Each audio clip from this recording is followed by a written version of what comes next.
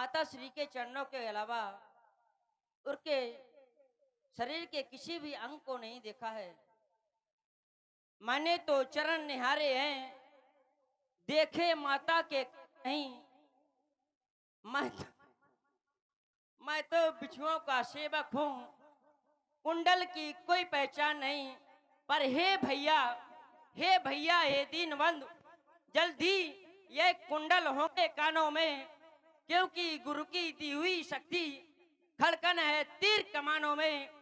हे जगदात मात सीता का, हे जगदात मात सीता का दुष्ट हरण करने वाले, आप सावधान होकर रहना।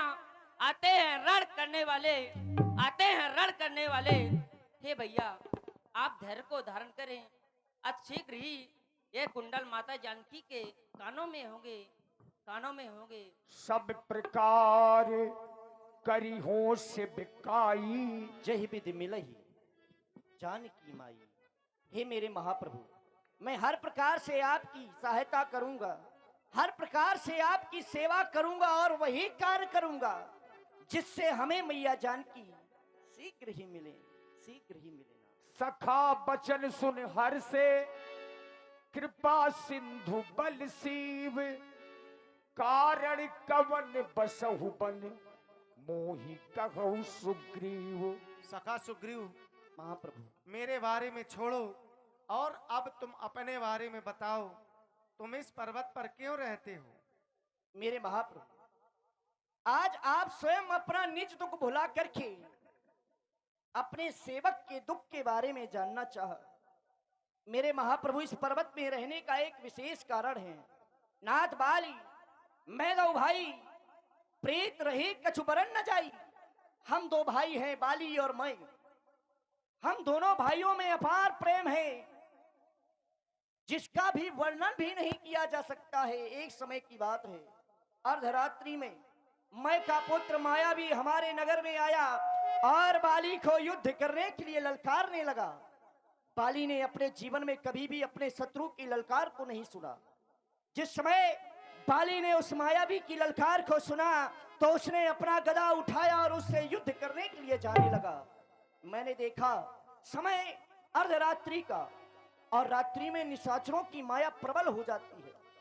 मैं भी अपने भाई के साथ में उससे युद्ध करने के लिए जाने लगा। वह मायावी वहां से भाग करके एक पर्वत की गुफा में प्रवेश कर गया।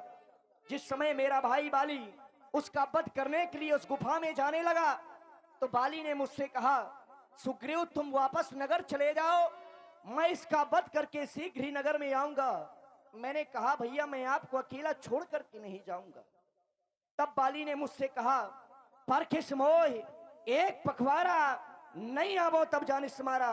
तुम यहाँ मेरा 15 दिनों तक मेरी प्रतीक्षा करना।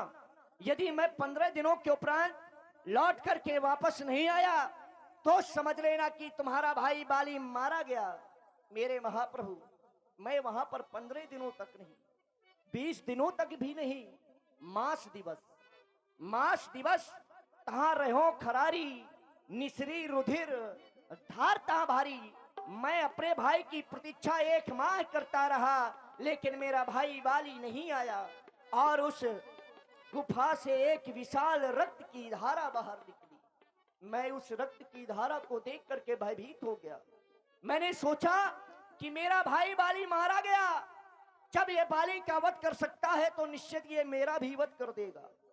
मैं भयभीत होकर के उस गुफा को एक विशाल शिला की चट्टान से गुफा के मुख्य द्वार को बंद कर दिया और अपने नगर वापस चला आया।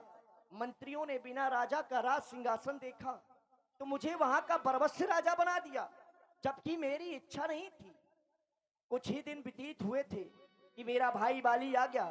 बाली ने मुझे राज सिंहासन पर बैठा देखा तो उसने मुझे शत्रुओं की भांति देखा। मेरे केसों को पकड़ करके और राज सिंहासन से भूमि में पटक दिया।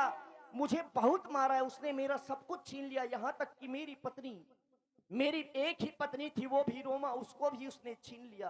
ताकि भय रघुवीर कृपाला, उसी के भय के कारण मैं तीनों लोकों में भ्रमण कर रहा, लेकिन मेरी रक्षा कहीं नहीं हुई। रक्षा हुई तो केवल यही एक स्थान है, क्योंकि यहाँ साबस आवत नहीं।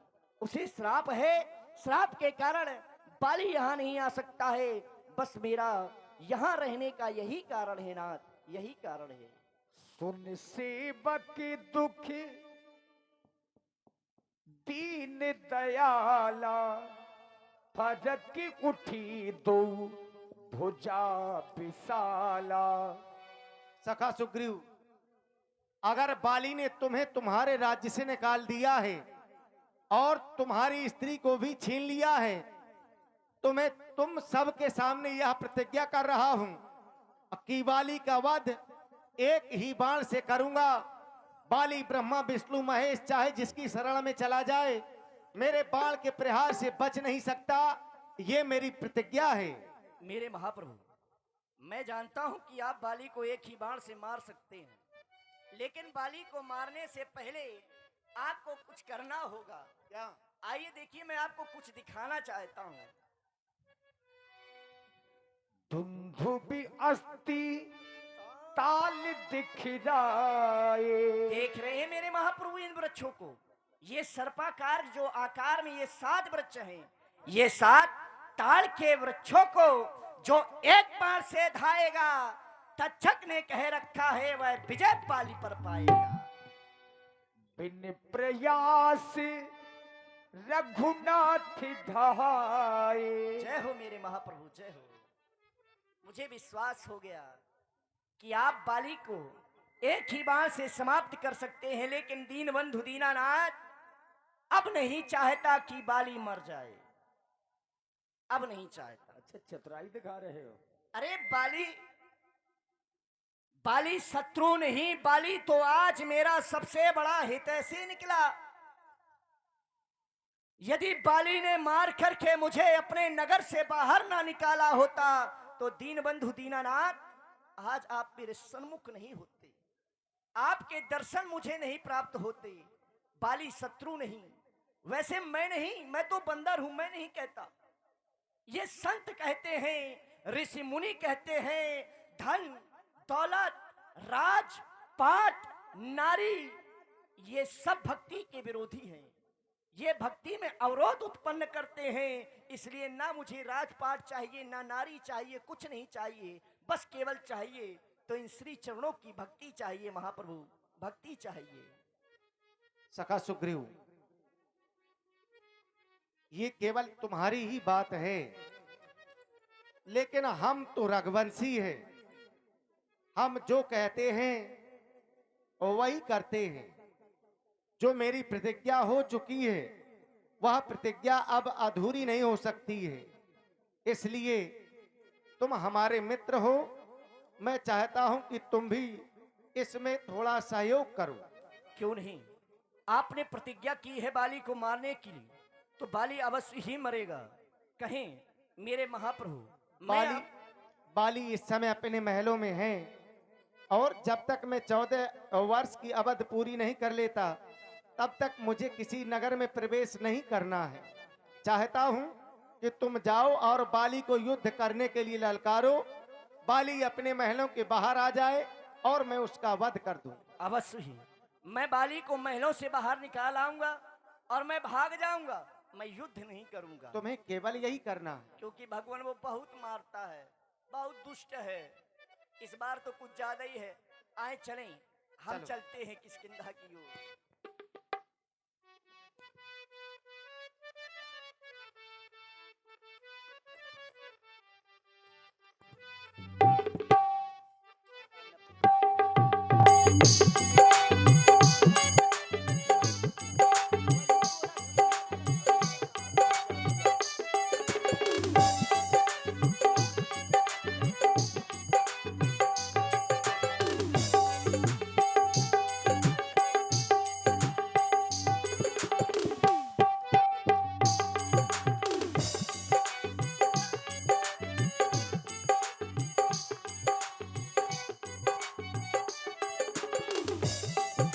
आओ आओ महारानी तारा, कुछ कहना चाहती हो?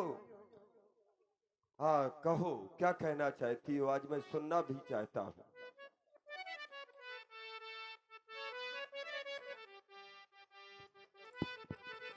मेरी स्वामी, कहो महारानी। मेरे आराध्य देवता, आप जानते हैं पत्नी के लिए पति ही गति, पति सुगति, पति ही प्राणाधार, पति सेवा है नारी का सदा मोक्ष का द्वार। ये तो सत्य है, लेकिन पति का भी एक धर्म बनता है। कौन सा?